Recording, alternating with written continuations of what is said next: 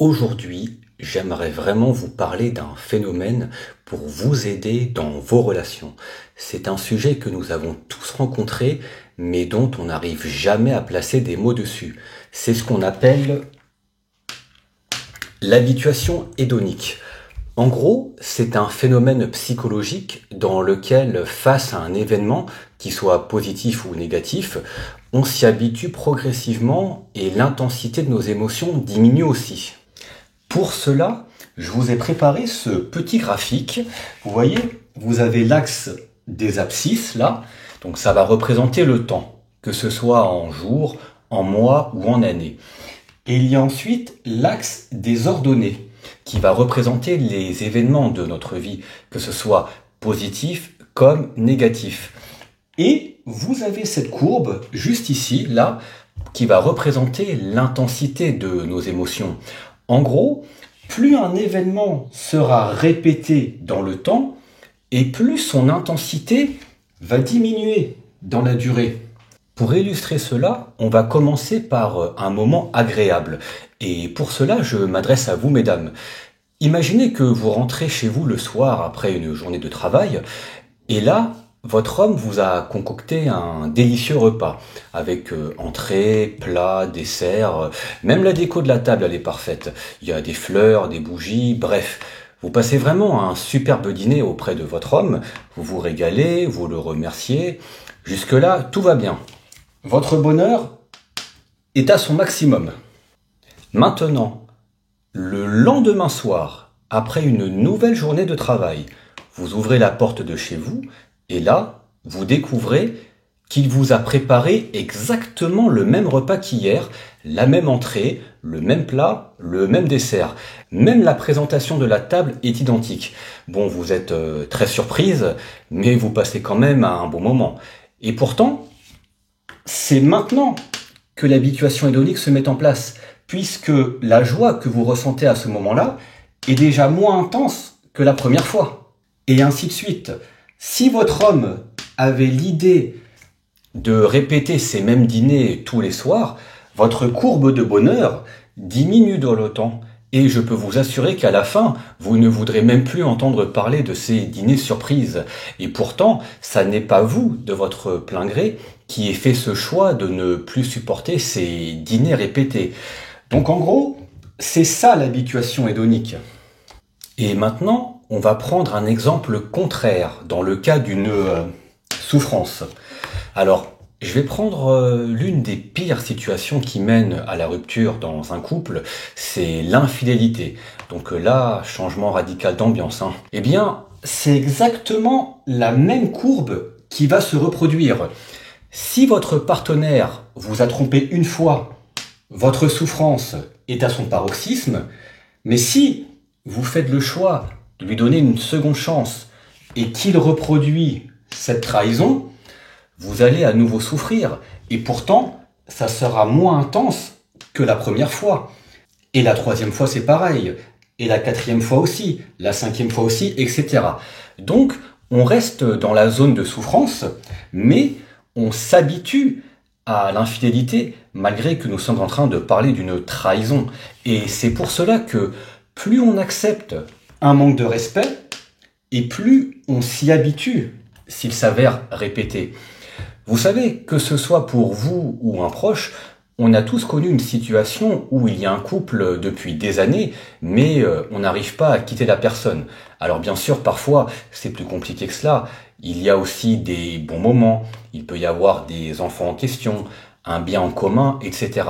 Mais parfois, il peut aussi ne pas y avoir cela du tout, et pourtant on reste en couple avec la personne dont la relation est toxique. Eh bien, vous avez l'explication. L'habituation hédonique.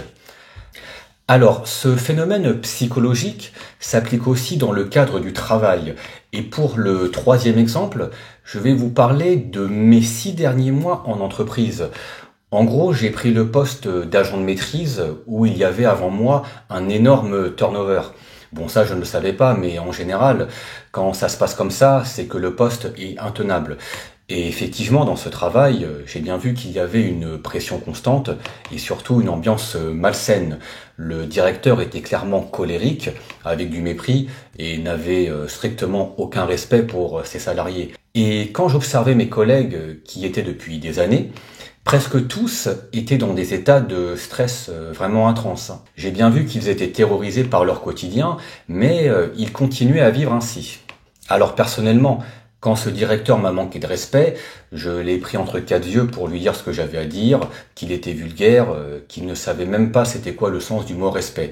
Je pense que je ferai des vidéos où je parlerai de ce que j'ai vécu en entreprise, car j'ai été salarié pendant 12 ans quand même. Et quelques temps avant mon départ, c'était le moment de remplir, vous savez, cette fameuse enquête de collaborateurs qui a lieu chaque année, dans laquelle personne ne dit rien dessus, et pourtant tout le monde se plaint tous les jours. Alors, j'ai parlé à mes collègues et je leur disais que, bon, s'ils n'osent pas dire les choses au directeur en face, alors profitez de cette enquête pour dire les choses par écrit.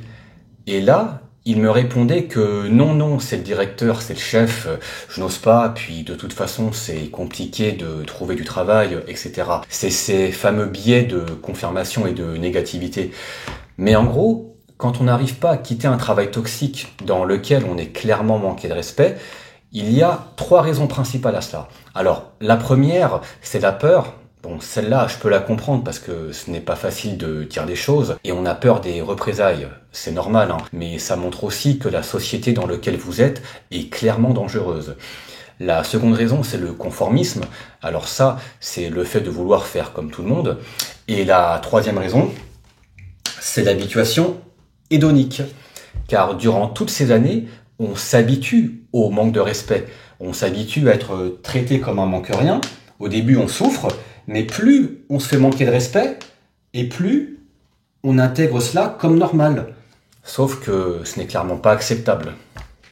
Le message que je veux faire passer au travers de cette vidéo, c'est de vous aider à comprendre pourquoi il est difficile de sortir d'une relation toxique.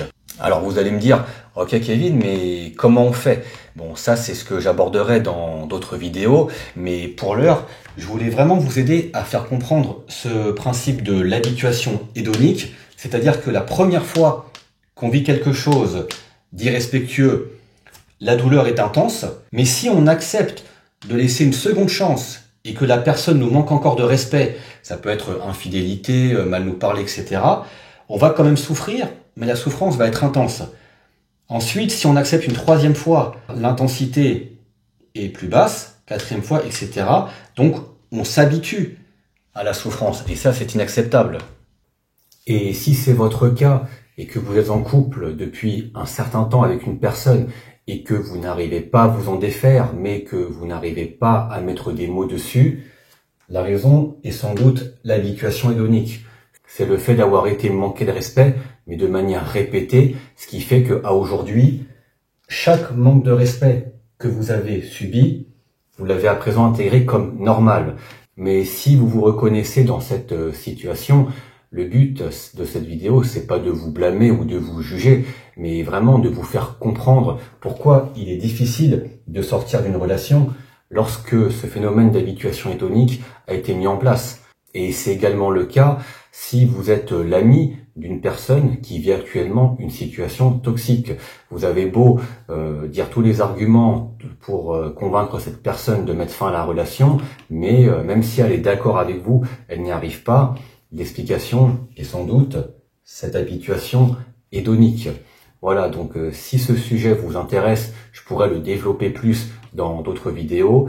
C'était Kevin, votre coach anti-relations toxiques. Merci de votre attention et à la prochaine vidéo.